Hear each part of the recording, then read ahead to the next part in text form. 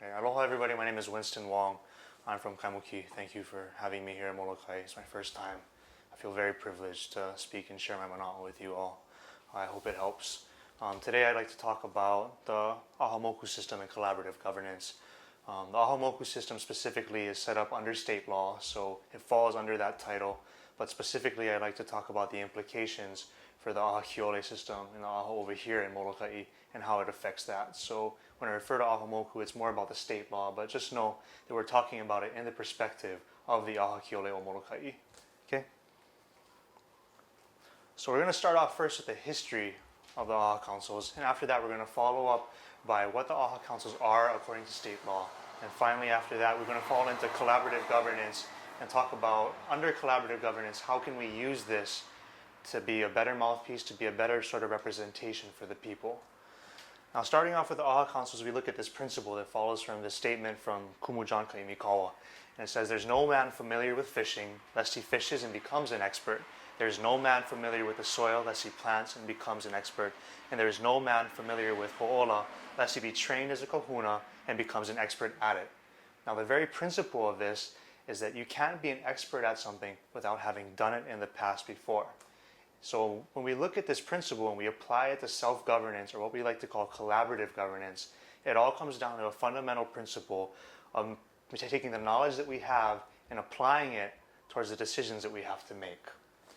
So the purpose of Aha Councils back in ancient Hawaii was to use this traditional knowledge, was to use this treasure trove of information that kupunan practitioners had and this expertise to malama aina, to care for the resources, to produce food in abundance, but not just for the current generation, but for future and successive generations as well, with an eye on the future and long-term planning.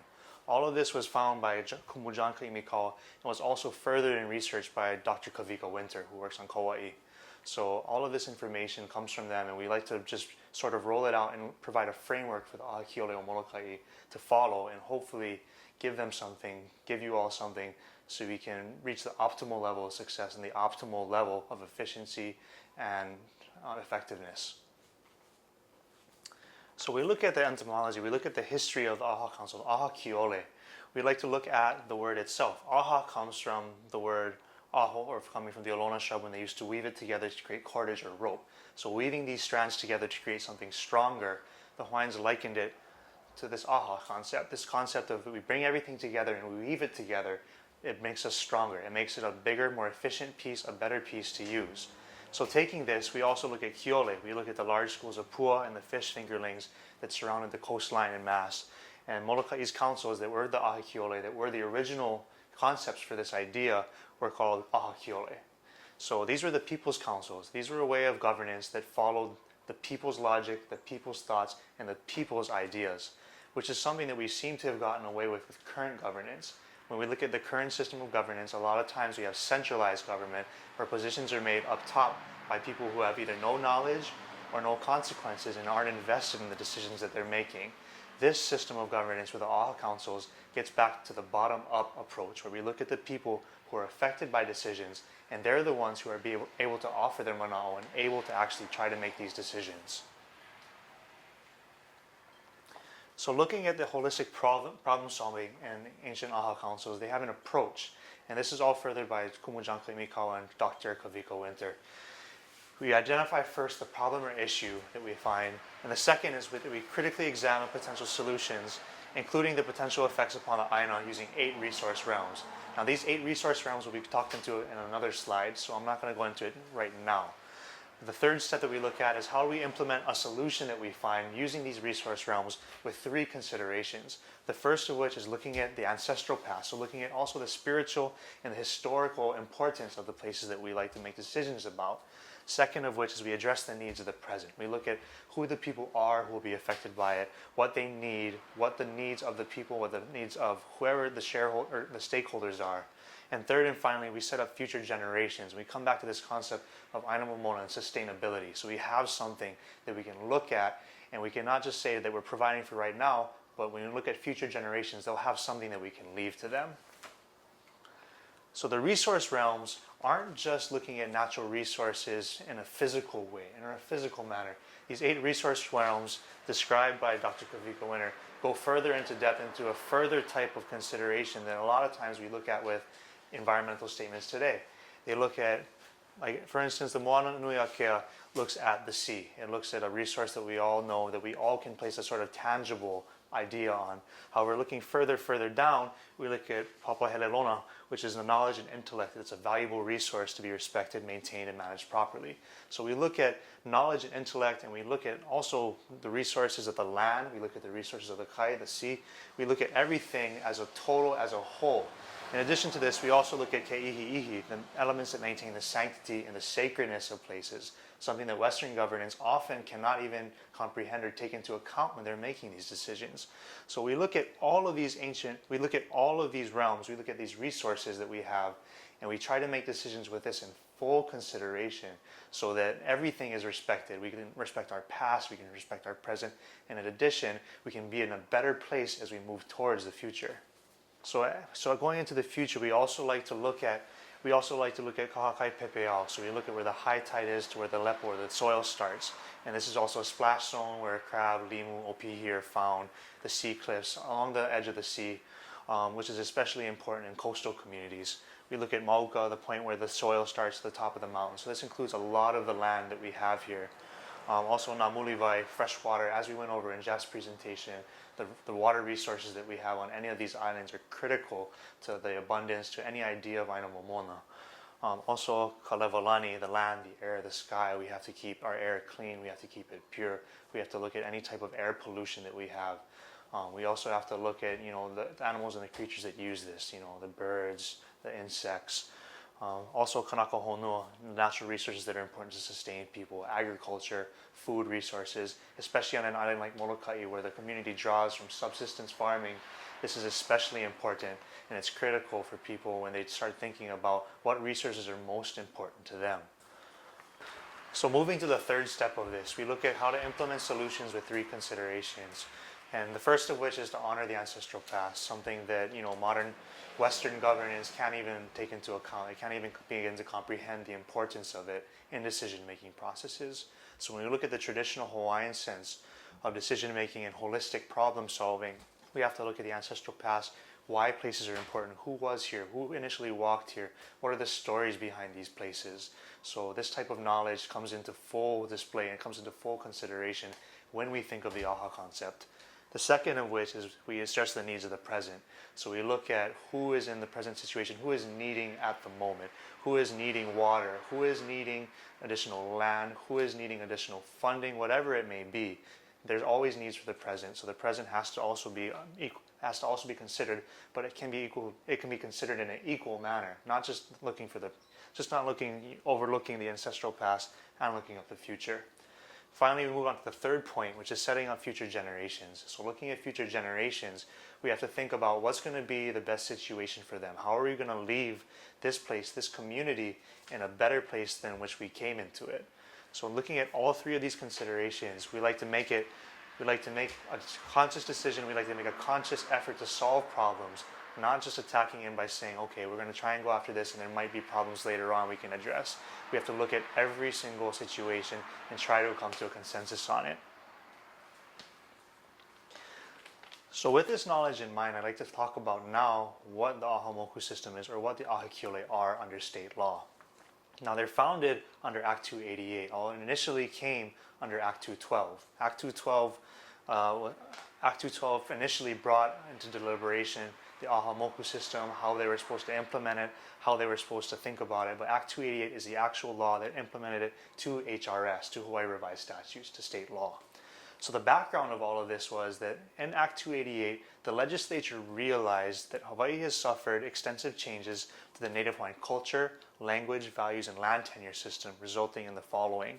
And that includes overdevelopment of coastlines. It involves alterations of freshwater streams, destruction of watersheds, harm to coral reefs, and also more harm to endemic marine and terrestrial species.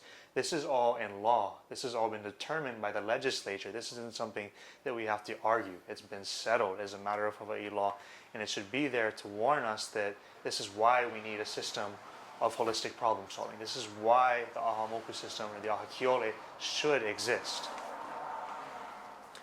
Looking further into the background of Act 288, it describes why the aha Kiole were created.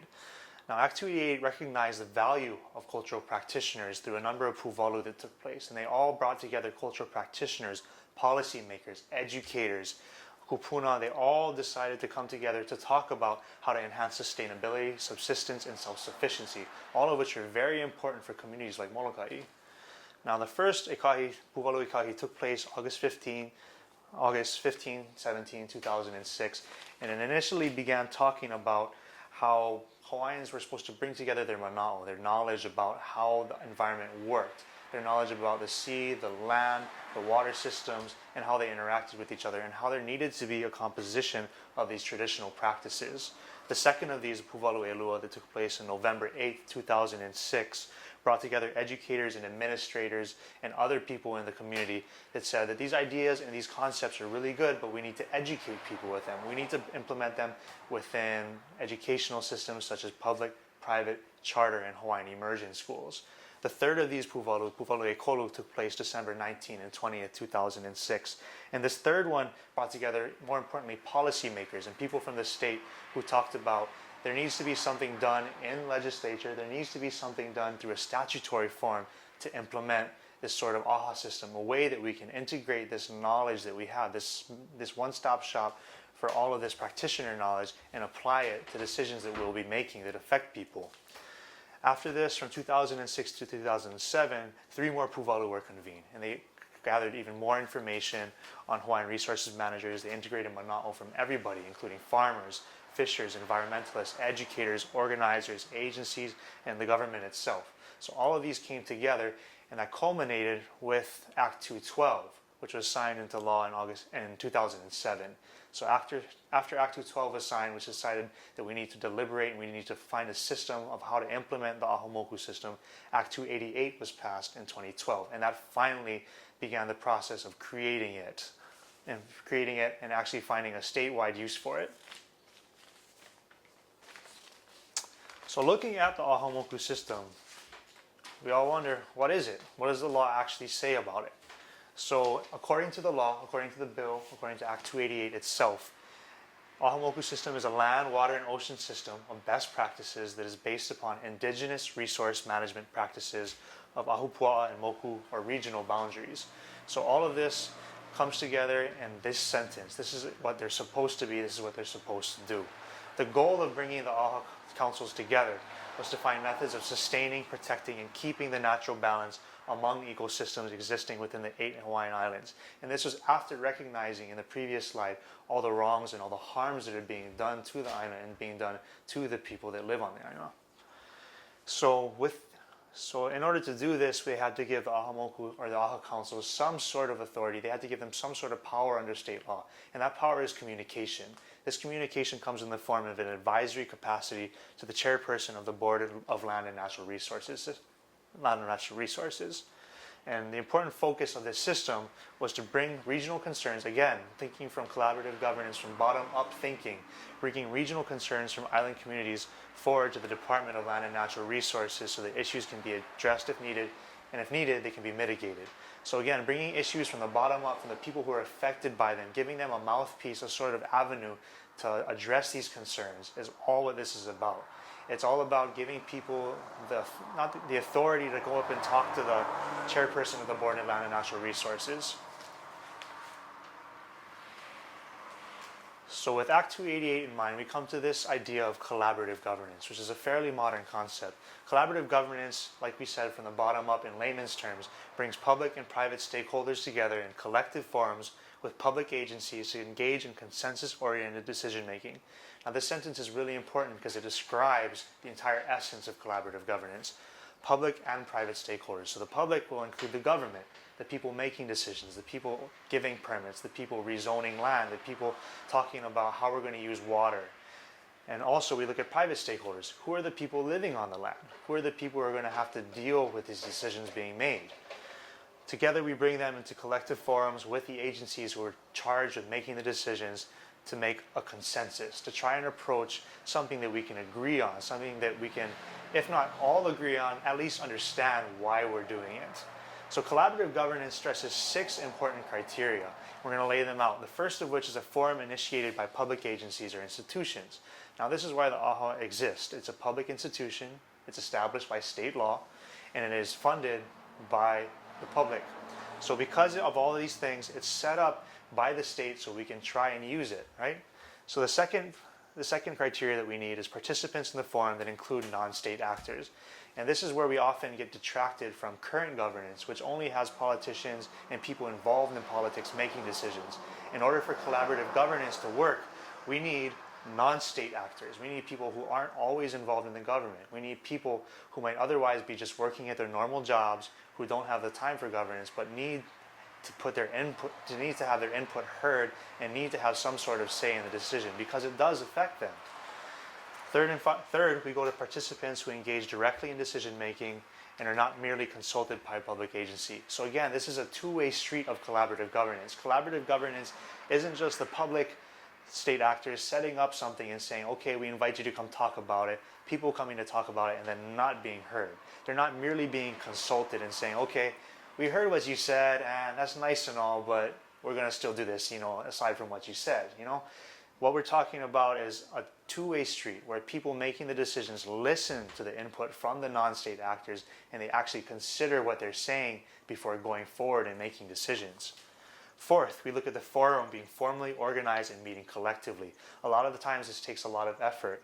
Bringing together people who aren't always involved in government is a difficult process because it involves a lot of organization, a lot of procedure, a lot of process, a lot of time that people don't have, a lot of time that people just don't have laying around when they have things to do.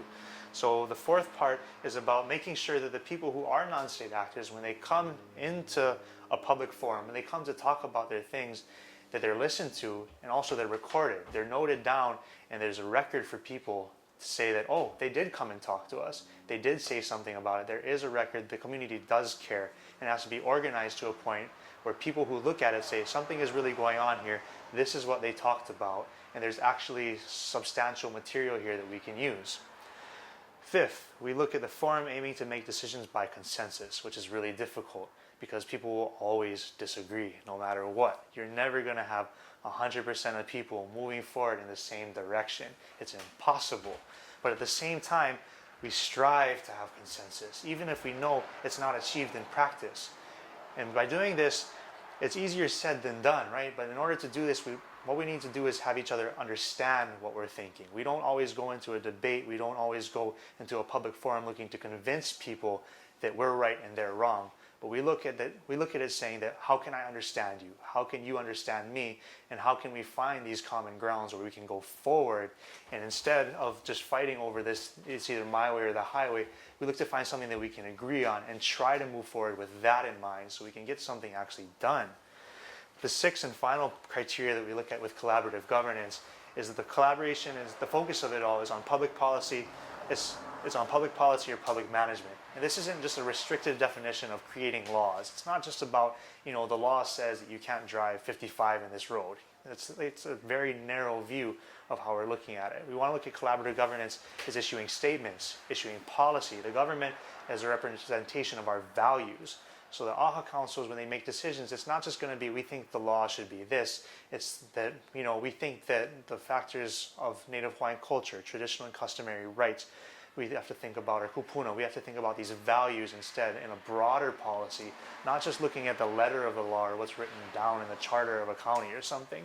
So all of these things stresses that collaborative governance is a very wide concept. It encompasses a lot, and it takes a lot of effort from people. But if we utilize it correctly, it makes people a little more involved in the process. It hopefully brings better information to the process, and it will lead to better decisions coming from that process.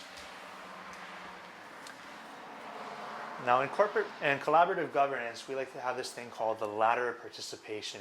And it talks about what is good governance or what is good collaborative governance at the very bottom, and we talk about what is bad collaborative governance at the very top. Now at the top, we can see that the participation is called manipulation. So when the government is bringing learners in and they're saying, okay, We're not going to be informed for what you say. We're just going to we're just going to have your information. We're going to have it on the table, rubber stamp, say that, okay, noted, and push it to the side of the table. That's manipulation. That's when you have somebody there, you don't even acknowledge what they're doing. You just do it because the process is in place. This level of engagement for the learners involved, for the kupuna, for the experts, practitioners, whoever you want to bring in, this is known as non-participation because they have no participatory say in what's going on. Going further through non-participation, we have declaration, where the learners are indirectly involved. We look at them in decisions or campaigns, and they're not fully aware of what their rights are. They're just there. They might have a status, they may have like a little ribbon on them, they may have, a little badge that says, you're in this agency, but they don't really have any involvement in the decisions that are really affecting them. But we go further from non-participation to just informing, which is another thing where we look at the information that's brought to us, and it may mean something, and they have a position, and they read the information. Okay, they say, okay, you brought this report to us, we're going to read it down, but their views aren't actively sought. They don't really have to look at it. They have the papers on their desk, but at the same time, they don't consult the learners. They don't go actively out and say, we need your input on this. We think that this is a decision where you might have some or something to share. So all of these things of non-participation, where the level of engagement is very low, is an example of bad collaborative governance. This is something that we don't want the AHA councils to become. In order to be more successful, we have to evolve from this non-participatory scheme further down towards learner empowerment. But in between that and learner empowerment, we look at this tokenism level of engagement, where we say that the learners are informed and they're encouraged to express opinions, and we love what they say and we love what they do, and golly gee, they're great and all, but at the same time, they have really no impact on the incomes. And this goes further on to placation, where we listen to the learners, we listen to the experts, but that doesn't guarantee anything about the decision-making process. They go into a room and they think they've got it all, but at the same time, there's no guarantee that whatever they say in there, it might come out the other way. Also looking at partnership, we look at another level of tokenism where they're still consulted, but it's not really effective.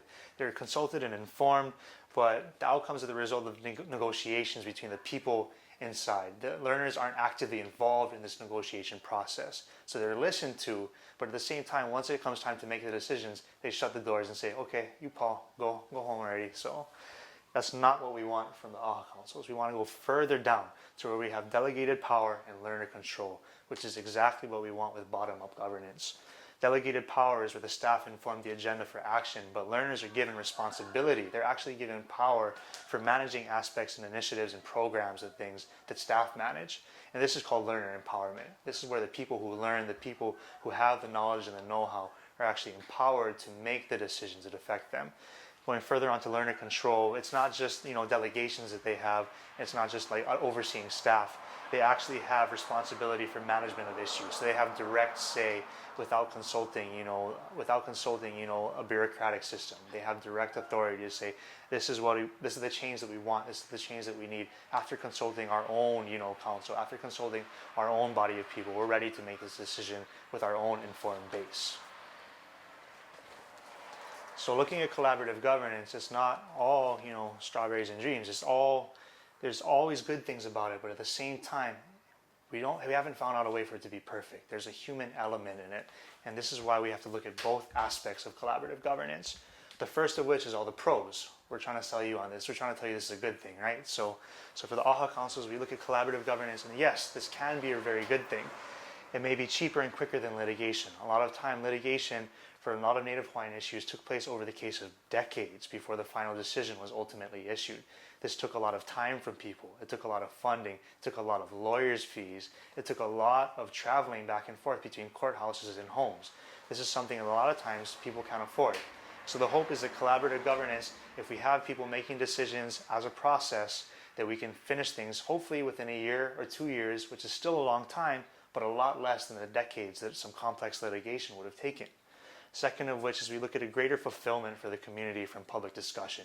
And this all is just about involving the public. Once the public feels that they're actually being considered, once they feel that their ideas are being listened to, that's when the public actually has faith in the people making decisions, and they have faith in the types of things that are being passed down to them. That's when they respect the government, and the government respects them, and everything works out, and people are more fulfilled because of it. Third, we look at educated decisions made by those who are most affected by it. Now and the people making decisions right now are oftentimes not the ones with the know-how. They're not the ones with the expertise, and they're not the ones who feel the consequences when they make their decisions, which is something that needs to change in the state. In this form of collaborative governance, what we try to bring about with the Kiole system is bringing people that not only have knowledge, but they're also most affected. They have a say and they have a stake in what's happening. People always know that you're most careful with your own money, right? You always look at your own money and say, okay, I'm going to have to be real careful with this because this is the money that I worked for. When you have your own personal stake in something, when you've actually worked the ground of a farm, you know how much it's worth. Your sweat is in that. So when people are actually invested in their decisions, when they have a say in it, they're obviously going to put a little more thought, a little more discussion, and a little bit more responsibility into that say. Fourth, we look at the decisions and deliberations being made public. A problem right now with governance is that a lot of times discussions are made behind closed doors. People know that decisions are made, but we don't know why. We often don't know by whom they're made. The whole concept of collaborative governance is not only having these discussions and having people involved in them, but having them out in the open and having it so people know what's going on. There's a record of what's going on. There's a record of the things that we talked about. There's a record of the issues that came up. There's a record of the suggestions and possible solutions. So if something goes right, we can say, look, this is what we have to go off of, and this is, what we came up with, and it looks like a solid choice. And also if something does go wrong in the future, we can look back and say, we told you so. We can look at this expert and say, they really had something to say and we didn't listen to them. We should listen to them again in the future. So it's all about learning. It's all about having this database of information, having it all being made accessible to impact decision making in a positive light later on. Now, although we have pros, collaborative governance is not easy. It takes time and it takes effort. The cons of collaborative governance are oftentimes there are power imbalances between stakeholders. And this isn't just about having money. It's not just about having land. It's not just about, having a political seat at the table. A lot of time, power imbalances can be found within families. Older people have more power than maybe the younger people in the family. A lot of times, neighbors are more highly respected in the community than other neighbors because they're involved. They often have power imbalances that don't involve resources per se. They're not tangible always. So having these power imbalances between stakeholders can often affect decision making because a lot of people will have better says on some things, but a lot of times not as much power. So we have to find a way to listen to everybody, pursue this idea of consensus, pursue this idea of discussion so that these imbalances can sort of be corrected to the best that we can. Another con about collaborative governance is that commitment is needed by both public and private stakeholders.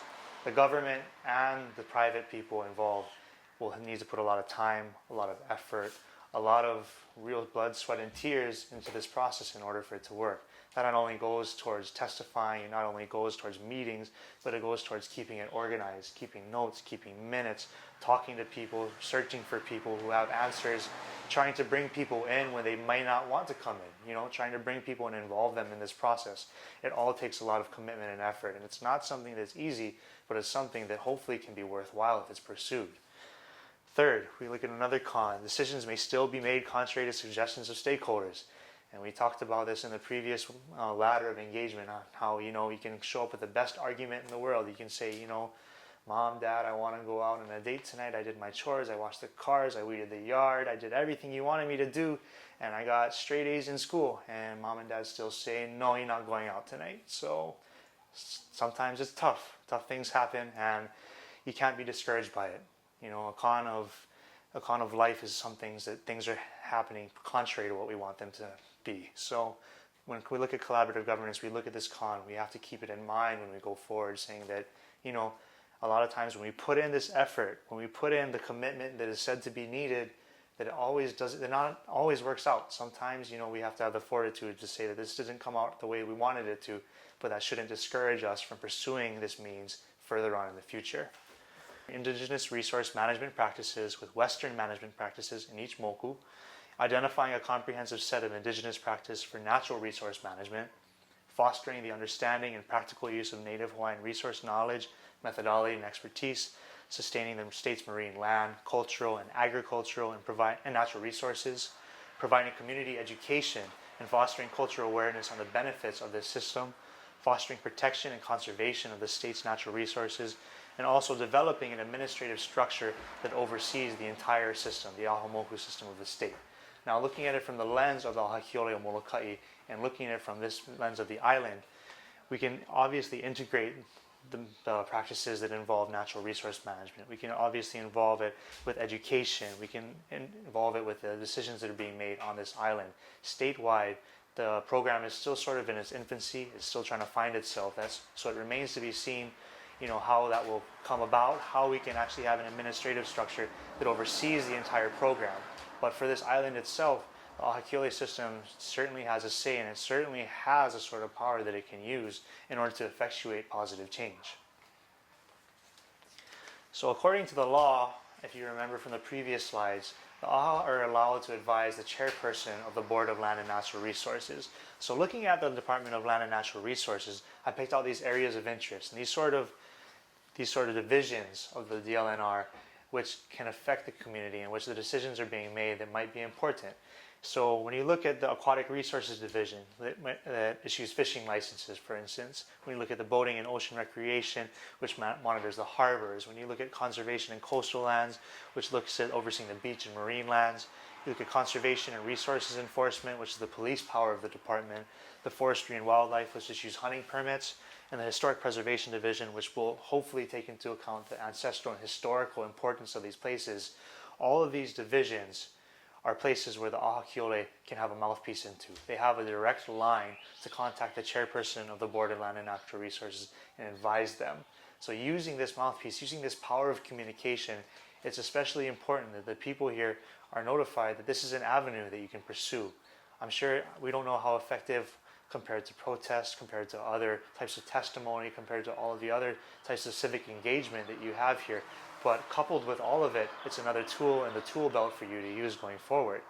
So all of these areas of interest are important to keep in mind. When you see an issue, when you see something that bothers you, when something just doesn't sit right, you can say, okay, well, how do I pursue it? How do I address this problem? And if it falls within one of these areas of interest, just know that the aha Kiole or Molokai can be a mouthpiece. It can be a line. You might have a fast track to bring your input, to bring community input from where you are to the place where the decision is actually being made. So then again, so it may not be an entire, laundry list of every single issue. It may not be, we want to watch the game this place and you're arguing with your brother over it. But for other issues that actually fall under these certain areas of interest, it's important to know that the aha system can be very valuable if used correctly. So getting to the even juicier part of this, we see what the aha system exists for, why it existed in the past, and we look at what areas they can advise on, what types of things that they have the power to effectuate change on. And now we look if there's an actual legal basis for the aha councils to be consulted. What power do they actually have to inform decision making? So the proper answer is in turn yes. There is a state law, there is case law in the state that orders state agencies to protect Hawaiian interests and hopefully to consult the aha council. So agencies responsible for protecting traditional and customary Native Hawaiian rights must conduct detailed inquiries into the impacts on those rights to ensure that the proposed uses of land and water resources are pursued in a culturally appropriate way. Notice that this takes into account all the realms that we talked about. We talk about culturally appropriate, historical appropriateness of decisions. We talk about the present impact, we talk about proposed uses of lands, and we talk about sustainability in the future, hopefully later on. The part of this law that is most interesting, that this is the kuleana not of the agency itself, but this is the responsibility of the agency itself and not on the developer. So this is an information that is compiled from a developer who obviously has an interest to just kind of forge or just come up with whatever numbers they can to make themselves and their plan look better. This has to be conducted by the agency, who's supposed to be non-partial. It's supposed to be somebody who looks at every sort of aspect with an objective point of view.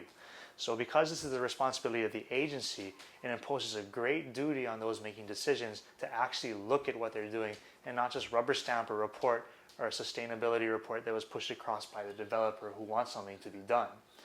The failure of a state agency, if they fail to do this and to take appropriate measures, this is a breach of constitutional obligations to protect Native Hawaiian interests and possibly an infringement also upon the due process rights that Hawaiians are owed under the Constitution. This all comes from an important case that we went over in a previous lesson. This is from Kapa'akai Oka'aina versus Land Use Commission, and this case took place in 2000. Now in it, Native Hawaiian cultural practitioners on the Big Island opposed a developer's request before the State Land Use Commission to reclassify lands to urban zoning. Now in doing this, they found that the Land Use Commission did not adequately look at Native Hawaiian interests when considering this zoning change. And in doing so, the Hawaii Supreme Court noted that Article 12, Section 7 of the Hawaii Constitution obligates the Land Use Commission to protect the reasonable exercise of customarily and traditionally exercised rights of Native Hawaiians to the extent feasible when granting a petition for reclassification of district boundaries. Now, all of this takes place within a Land Use Commission sort of aspect, so it seems narrow, but applied in a larger scale, when we look at how the law is applied, it also applies to other state agencies too. Other state agencies have to take into account kapa'akai when they make decisions, lest they breach their constitutional duty towards Native Hawaiians. In order to satisfy these obligations, the Land Use Commission and kapa'akai needed to evaluate these three things. And this serves as a framework not just for the Land Use Commission, but every other agency who makes a decision who affects Native Hawaiian rights. The first of these is the identity and the scope of valued cultural, historical, and natural resources. Again, tying back to Kumujanka Imikawa's Mana'o about looking at the historical importance of decisions. We look at the cultural, historical, and natural resources in the petition area, including the extent to which traditional and customary Native Hawaiian rights are exercised in this petition area. Now, traditional and customary Native Hawaiian rights are a wide topic. We're not going to go into them for this talk right now. I'm sure other professors and other people much more knowledgeable than I can talk for days about it. So we're just going to let that go for now. Be sure to contact them with any questions you do have, though. The second thing that we need to evaluate, according to kapa'akai, is the extent to which these resources, including traditional and customary Native Hawaiian resources, will be effective or impaired by the proposed action. So we not only look at what rights take place in the area, we look at how they're going to be affected by the proposed action. So we don't just say, okay, this takes place and we're going to make a decision now. No, we look at the solution and how it's going to affect these rights. So this is a two-step thing. And the third and final step is the feasible action, if any, to be taken by the Land Use Commission or state agency to reasonably protect Native Hawaiian rights if they are found to exist. So if rights are found to exist, if they're found to be substantially affected or impaired, there's a duty to find any measure to reasonably protect them. So there has to be some sort of record that we looked at alternatives that, okay, we don't want to like rezone this place this way. Maybe we can rezone like a smaller tract of land that's somewhere else, that's less, infringing upon these rights instead. But there have to be alternatives. There have to be a consideration of these types of actions. Instead of just like looking at them and studying them, there has to be an actual effort by the agency to find something else and find alternative courses of action. So continuing on with kapa'akai, we'd like to finish up with a broad sort of idea of what it has and just finish up with what it says at its very core. So kapa'akai mandates the framework from the previous slide be followed by all state and county agencies for the protection of traditional and customary Hawaiian rights. Now, this protection of traditional and customary Hawaiian rights doesn't just apply in the state, it applies to county governments as well, so it's very large and expansible. And when we look at these rights that we talk about, they're not narrow, they're not limited in scope. As we talked about in Makana's presentation earlier on, they're very large, they have a wide expanse, and they have a wide range of reach. So these rights that you have may go further on than what you may initially realize at first. It may not just be picking tea leaves further down in the valley. It can expand to a whole number of gathering rights, a whole number of access points that otherwise you may not have known. So the possible uses for kapa'akai, with this ruling in mind, we look at it in the scope of the aha Kiole and the scope of what we're trying to do here on Molokai with the council.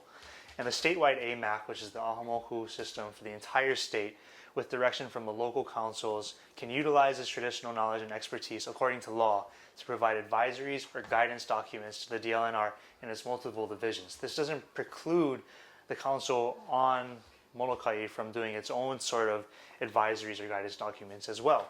But they can do this, they can have protocol for engagement with Native Hawaiian communities, and they can also teach on how to protect traditional and customary rights and practices on the ground using kapa'akai. So with this rule in mind, the state agencies are ordered to follow it, right? And also the county agencies are also ordered to follow it as well. So because they're mandated by state law to follow this sort of law in kapa'akai, the Aha Kiole or Molokai can wave this case up and say, state law orders you to consider these things. They order you to consider Native Hawaiian rights, the exact sort of thing that we have expertise on. And because we are the experts in this field, because we have this knowledge, you should listen to us by law, because you're mandated to take into account these sorts of things when you're making decisions. So we don't want to say that we use kapa'akai as a weapon. We don't want to, say it like that, but it's definitely a big stick to keep when you carry around, and it's something that you can show and say, we have this sort of power. We have a sort of empowerment as a community to go forward, and we have this sort of say based on what state law says and based on our rights as Native Hawaiians. Stop. If you can tie it to cash and say, Sticking to kapa'akai and the possible uses of it for the Aha Kiole and Molokai, the Aha also has the option of looking at another case. They have the option of looking at PASH, which recognize that Hawaiian rights are distinct and separable, and they're genuinely different from those of the general public. So looking at these rights, they have to be protected. They can't be regulated out of existence. And because they exist, PASH mandates that you have to follow this sort of protocol. You have to follow the advice of these boards. You have to protect them at all costs. So the Aha Kiole are a resource towards this, and they also are very important when you consider due process. When you look at the process behind decisions being made that may affect these rights that PASH addresses, if they don't consult the appropriate agencies, if they don't consult the appropriate experts in this case, and they use collaborative governance as they say they have, then they're infringing upon those rights. They're infringing upon the process, and they're infringing upon the framework set forth in PASH and kapa'akai. So with all of these things in mind, we like to think that the Aha Kiole has a very wide expanse of power, not just as an advisory board, but also as something that needs to be followed in cases where it does affect traditional and customary Native Hawaiian rights. So throwing this all into a lens where we can look at into perspective with the issues that are confronting Molokai right now, the planning commission, the planning process going behind the community plan in Molokai is one of those things that definitely affects Hawaiian issues. It definitely affects zoning, it affects water use, it will affect everything down the line. So because that will in turn affect Native Hawaiian rights, the planning commission is also going to have to required to listen to the Aha Kiole and Molokai. They have to take into account the same kapa'akai framework. They have to note that PASH requires that these rights of Native Hawaiians can't just be regulated out of existence by not listening to these experts and by not listening to those who have mana'o on these issues. So when we look at past use of the Aha Kiole, we most importantly look towards an incident that took place in November 2012.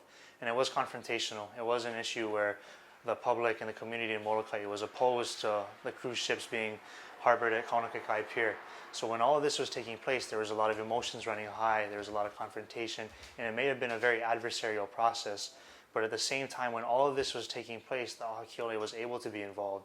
And even though it may have seemed like a torrential or turbulential time or period, they were able to find a solution. They were actually able to involve people from the community in decision-making process so they could stop these ships from coming, so they could actually come to an understanding on what the laws and regulations were. This is a prime example of how Molokai is almost ahead of the curve in its use of the Aha Kiole and how established they've been. Because they've been able to confront issues like this, they already have sort of a framework. They have an idea of the type of thing, the type of effort, the type of engagement this is. It's not easy, it's not always happy, but at the same time, when put to use, it can be used very valuably by the public to effectuate change for a positive cause and for issues that definitely affect the public. So ideally, when we look at the Aha Kiole, we look at what it can do with advisory opinions, with consultations, with a direct contact to the BLNR, consolidation of knowledge and definitive record. All of these things are for not only just the people and not only the community and the private stakeholders involved, but also they're a valuable resource for the government. The government making the decisions has duties under the Constitution, under kapa'akai, under PASH, all of these laws that say that the government has to take these things into account. They have to look at the Aha Kiole as a one-stop shop, sort of as a bank for all of this expertise and all of this knowledge. Because the Aha Kiole exists, it makes the state's job a whole lot easier when they're trying to fulfill these duties.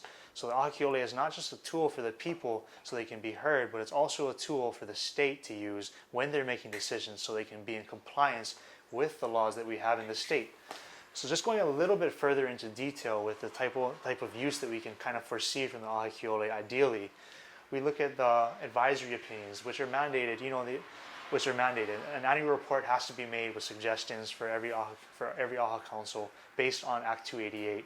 So the advisory opinions that we have, they can be written not only for the issues that are within laws or deliberations, but they can also be issued for just issues that come up that have not yet been brought to a legal sphere, that have not been brought to a courtroom yet. If something is in the public sphere and it's being discussed in a public engagement setting, that doesn't prevent the AHA councils from issuing advisory opinions saying that, this is an important issue. We feel it's, something that affects, the public, it affects Hawaiians, and we feel that we have an expertise and a sort of say that could be very beneficial to this. So issuing advisory opinions doesn't just have to be small things that when asked for, we provide them. It's we provide them even if they're not asked for, and they're hopefully being used in the best sense of the words. Second, we look at consultation. We look at being approached by state agencies. We look at being approached not just by state agencies, but hopefully by developers who are finally beginning to realize that being conscious of Hawaiians, being conscious of rights is the best way to go about business in Hawaii or Molokai or wherever we are. So having this consultation doesn't just apply to the government, it can apply to private stakeholders as well. Third, we look at a direct contact to the BLNR. The AHA can serve very valuably as a mouthpiece for the community. It's not the only avenue of getting your word out. It's not the only way of making your voice heard, but it's definitely useful, especially in the areas of interest that we talked about in the previous slide, that you can have this sort of lifeline. You can almost phone a friend when you call the chairperson of the Board of Land and Natural Resources and get a line and be heard in some sort of way, shape, or form. Fourth, we look at the consolidation of knowledge from cultural practitioners and experts. We look at all of this knowledge, all of this ike that we have through all the people on these islands, and it's, of course, it's all in different places. It's all in different areas. It's in different sections. But to be able to bring it all together to one council, to have it in one place where it's accessible by people, where it can be layered over each other and weave together like an aho cord. Because we can have that, because we can have this idea of weaving together lots of little knowledge to make one larger beneficial stream, we can look at the consolidation of all of this knowledge as a very, very powerful thing for the community going forward. Because the knowledge is there, because it's accessible, we can have better decisions being made with better knowledge. Finally, we look at a definitive record, which is very important. And if the council can stay organized, if the council can keep records, if it can keep minutes of all the things that it says and deliberates and suggests, this record of advice on issues that affect the community can be consulted not just for future advice, but also when we look at things that go wrong, we can say we should have listened to these people. We warned you about these things. We need to listen to you more in the future. So having this record here, so when you go forward and give testimony to somebody, you're not just standing up and saying this decision affects me because it's important, right? You want to actually go up and say, we have knowledge from fishermen, we have knowledge from farmers, we have knowledge from people who live on the land, who all say these sorts of things, and it's all written down and it's laid out in an accessible way that people can understand and that people who are making the decisions will actually respect, hopefully. So the definitive record becomes a very powerful tool for the AHA Kiole if maintained in a proper format. At this moment, Paul, thank you very much for listening to me and putting up with me. Thank you for having me. Mahalo. So the question that we had out here was that the AHA system has a lot more power than just being an advisory board. It's not just, just giving advice. And that's very true. I hope over the past few slides we were able to go over, the type of power that is implied, not just from the lettering of the law, not just from the act that created the AHA, but also from the types of law that are layered on top of it. We look at kapa'akai, we look at PASH, we look at the Constitution, we look at traditional and customary Native Hawaiian rights. All of these things sort of weave together a framework, and they sort of weave together a responsibility that gives a lot more power to the AHA Council than initially you may think when you first read about it and when you first hear about it. Okay. Any other questions? Okay, mahalo, thank you.